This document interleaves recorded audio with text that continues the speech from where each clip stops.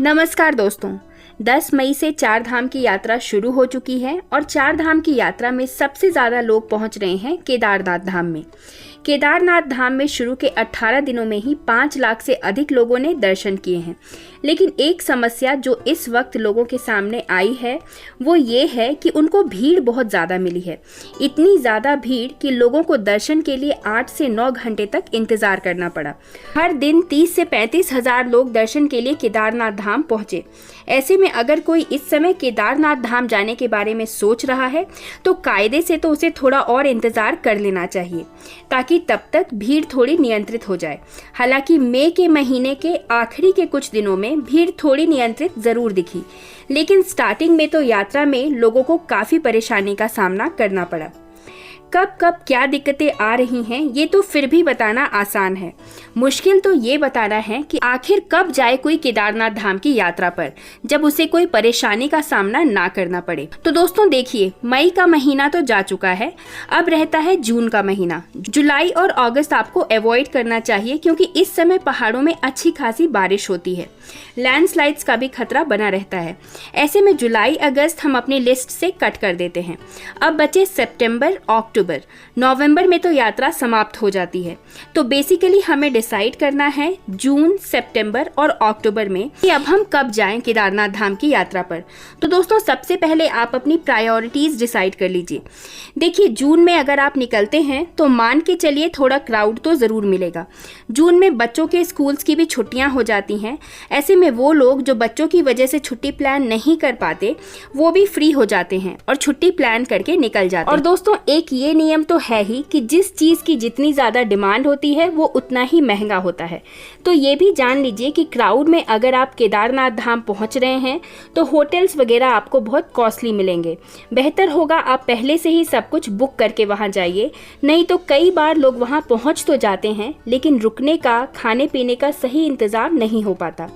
तो अगर आपको लगता है कि भीड़ थोड़ा ज़्यादा भी हो तो आप कंफर्टेबल रह लेंगे तो आप बेशक जून में निकल जाइए केदारनाथ धाम। लेकिन अगर आप उनमें से हैं जिन्हें ये लगता है कि नहीं, भीड़ को थोड़ा कम होने का वेट किया जाए, तो आपके लिए सही महीने हैं सितंबर एंड अक्टूबर।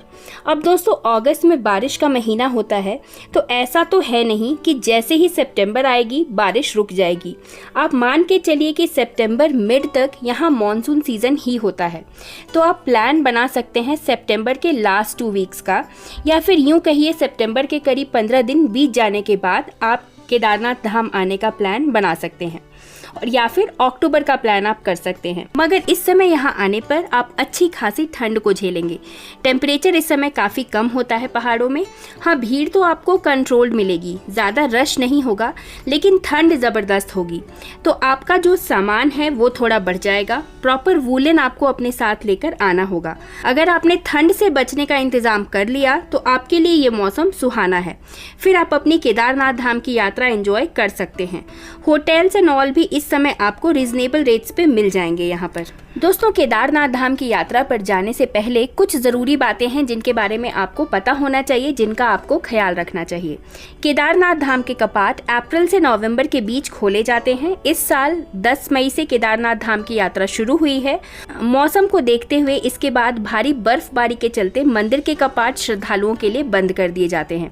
इसलिए आप बहुत ज़्यादा सर्दियों में और मानसून के मौसम में जाने से बचिए, क्योंकि पहाड़ी क्षेत्रों में मानसून के दौरान बाढ़ या लैंडस्लाइड का खतरा काफ़ी ज़्यादा होता है।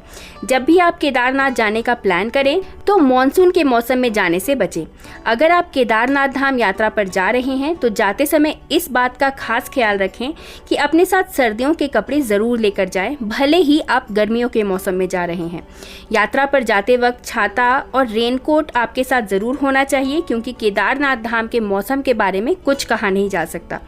केदारनाथ यात्रा पर जाते समय बेहतर फ़ोन नेटवर्क के लिए BSNL, वोडाफोन और रिलायंस जियो की सिम लेकर जाएं।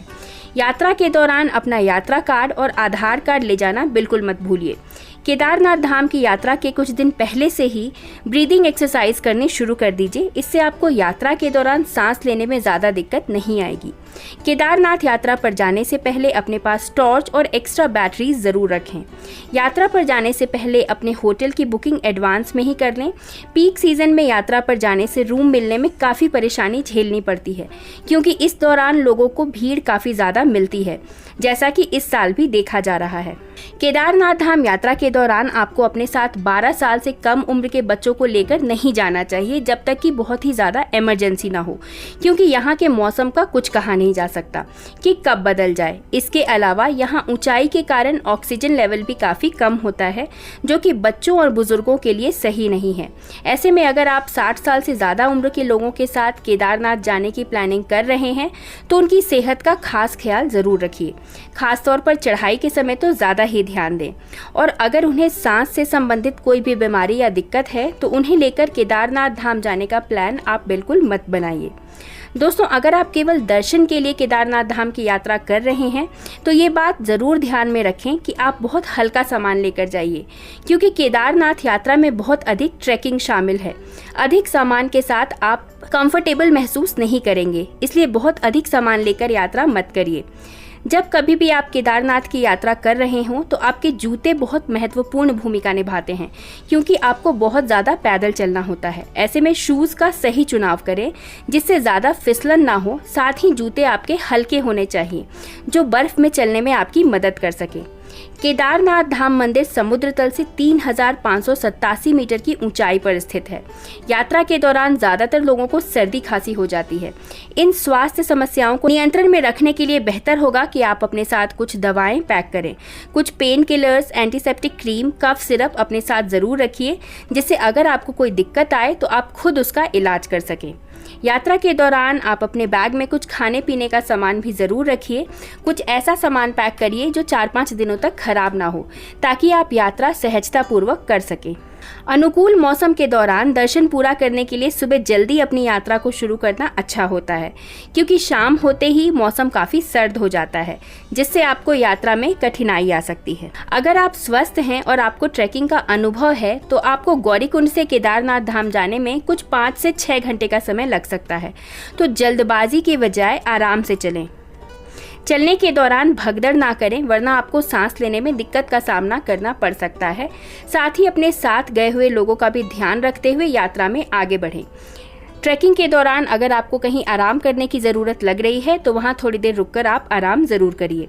आप अपनी यात्रा की शुरुआत सुबह जल्दी करने की कोशिश करिए, ताकि दिन तक आप आराम से केदारनाथ धाम पहुँच सकें। दर्शन के बाद यहाँ एक रात आराम करिए और अगले दिन फिर सुबह गौरीकुंड के लिए वापसी की यात्रा शुरू करिए। दोस्तों, अगर आप दर्शन, चढ़ाई और वापसी एक ही दिन में करने की सोच रहे हैं तो आप शाम तक या रात तक वापस गौरीकुंड पहुँच जाएंगे, लेकिन आपको गौरीकुंड से सोनप्रयाग तक आने में दिक्कत हो सकती है।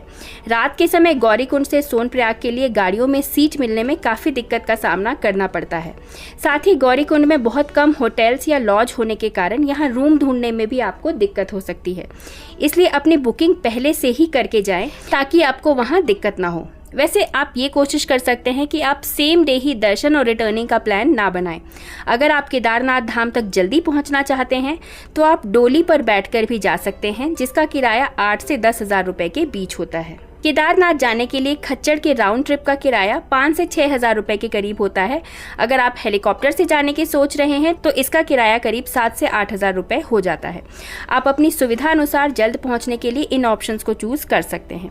तो दोस्तों, आशा करती हूँ ये वीडियो आपको यूज़फुल और इन्फॉर्मेटिव लगी हो। अगर ये वीडियो आपको पसंद आई है तो इस वीडियो को एक लाइक ज़रूर करिए।